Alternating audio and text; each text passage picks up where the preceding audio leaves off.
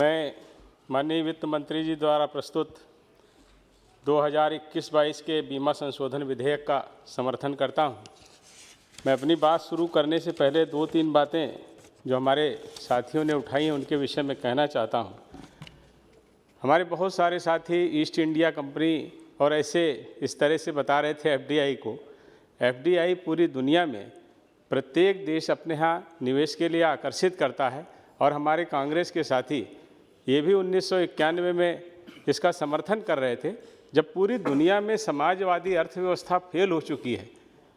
तब भी अगर हम इस तरह की बातें करके लोगों को भ्रम में डालने की कोशिश करेंगे तो निश्चित रूप से ये ठीक बात नहीं है। हम लोग जब यहाँ सदन में बैठे हैं तो ऐसे लोग हैं जिनकी अपनी जिम्मेदारी है, तो जो बातें रखें उसको पूरी जिम्मेदारी के साथ रखना चाहिए।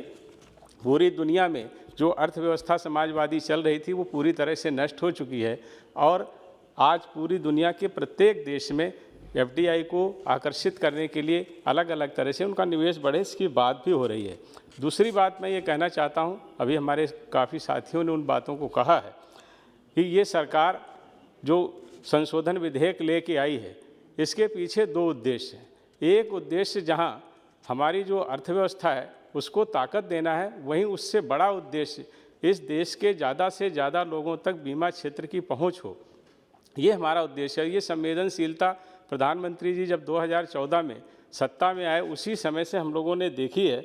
अभी गणेश जी ने जिक्र किया जिस तरह से प्रधानमंत्री जीवन ज्योति योजना, प्रधानमंत्री दुर्घटना बीमा योजना और उसके साथ साथ जो प्रधानमंत्री कृषि योजना, बीमा कृषि योजना है, ये सारी जो योजनाएं हैं इसके साथ साथ मोटर व्हीकल एक्ट में भी अभी हम लोगों ने पिछले वर्ष ही संशोधन किया था और मुआवजा की राशि 10 गुना हमने बढ़ा करके इस सरकार की संवेदनशीलता का परिचय दिया था। निश्चित रूप से इस देश के ज़्यादा से ज़्यादा लोगों को बीमा क्षेत्र का लाभ मिले और बीमा के कवरेज बढ़े, ये इस सरकार का उद्देश्य है। माननीय वित्त मंत्री जी ने बजट में 2021-22 के दौरान वित्तीय उत्पादों के लिए इन्वेस्टर्स चार्टर पेश करने की बात की थी। उसी क्रम में बीमा क्षेत्र की एफडीआई सीमा को 49% से 74% तथा विदेशी भागीदारी एवं नियंत्रण हेतु बीमा अधिनियम 1938 में संशोधन का प्रस्ताव किया है। 2015 में इस विधि में संशोधन किया गया था और विदेशी निवेश की सीमा को 26 से 49% किया गया था। बहुत सारे लोगों ने इस विषय में अपनी बात को रखा है। इसका उद्देश्य इकोनॉमी में सरकार की प्रत्यक्ष निवेश के लक्ष्य को प्राप्त करने के साथ साथ जैसे मैंने कहा कि बीमा कवरेज को बढ़ाना हमारा पहला उद्देश्य है।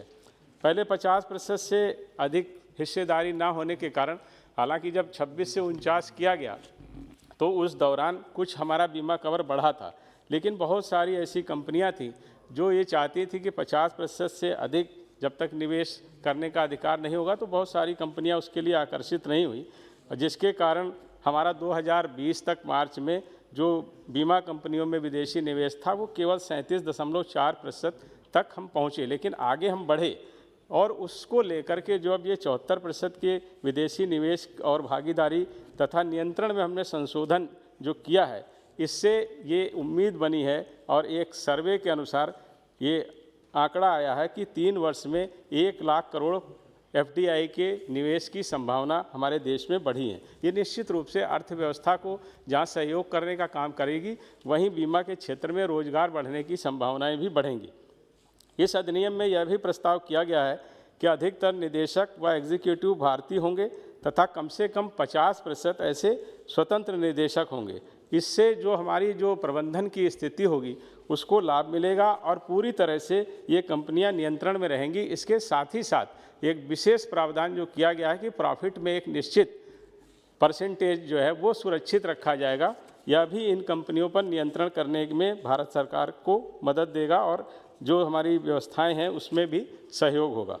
निवेश बढ़ने से इंश्योरेंस सेक्टर को जहां पहुंच बढ़ाने में मदद मिलेगी, वहीं हम ये देखेंगे कम लागत में बेहतर हमको सेवाएं भी प्राप्त होंगी। जब प्रतियोगिता होती है तो निश्चित रूप से हर कंपनी एक अलग अलग तरह के अपने प्रस्ताव लेकर के आती है, जिसका सीधा सीधा लाभ उपभोक्ता को ही होता है। अभी हम देखते हैं कि कई कंपनियां होती हैं वो जब बीमा के क्षेत्र में जाती हैं तो श्रेणी वो ऐसी श्रेणी चुनती हैं जिसमें उनका रिस्क कम हो, लेकिन जब कई कंपनियां होंगी और सेक्टर बढ़ेगा तो निश्चित रूप से प्रतियोगिता भी बढ़ेगी और उपभोक्ताओं का लाभ भी बढ़ेगा। प्रतिस्पर्धा के कारण ऐसे भी प्रस्ताव बीमा कंपनियों के माध्यम से आ सकते हैं। जैसे अभी हम केवल इतना ही काम कर रहे हैं कि हम अपने को सिक्योर करने के लिए बीमा कर रहे हैं, लेकिन कई बार इस तरह के प्रस्ताव भी आते हैं जो हमको घरेलू बचत में हमको लगेगा कि इससे बचत में भी इतना परसेंटेज हमको मिल रहा है, तो हमारी जो सेविंग अकाउंट्स हैं उनमें भी हमको बचत की संभावना बढ़ेगी और हम वहाँ इन्वेस्ट कर सकेंगे। इकोनॉमी में लॉन्ग टर्म में एसेट्स के भी डेवलप होने की संभावनाएं हमारी बीमा क्षेत्र में एफडीआई के बढ़ने से होंगी। एफडीआई के से विकास और इंश्योरेंस के क्षेत्र में जहां रोजगार के सृजन की मैंने बात कही है, हमारे कुछ साथियों ने कहा था कि छोटी कंपनियां खत्म हो जाएंगी, जबकि इसका वास्तव में उल्टा है। छोटी कंपनियों को तो निश्चित रूप से फ़ायदा, बस 1 मिनट में खत्म, छोटी कंपनियों को फ़ायदा ही होने वाला है। उसके साथ साथ टेक्निकल जानकारी, स्किल, बस मैं तुरंत ख़त्म कर रहा हूँ, समय कम है। स्किल्स के बढ़ने से भी जहाँ हमारा ये जो इंश्योरेंस का जो हमारा आधार है वो बढ़ेगा, उसके साथ ही साथ मैं 2-3 बातें माननीय वित्त मंत्री जी से कहना चाहता हूं।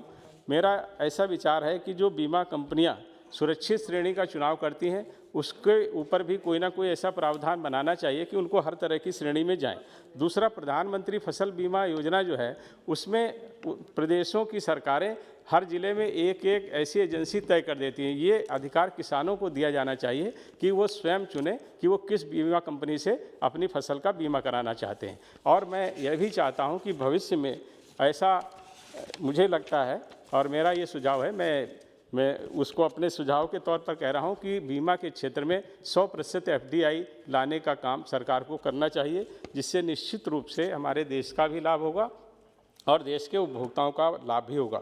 इसी क्रम में आपने मूल अधिनियम की धारा 227 व 114 में संशोधन किया है, जिसका उद्देश्य 49 से 74% एफडीआई के साथ बोर्ड के गठन और प्रॉफिट के एक विशेष प्रतिशत को आरक्षित करने संबंधी प्रस्ताव दिए गए हैं। मैं इन प्रस्तावों का समर्थन करते हुए बीमा संशोधन विधेयक 2021 का समर्थन करता हूँ।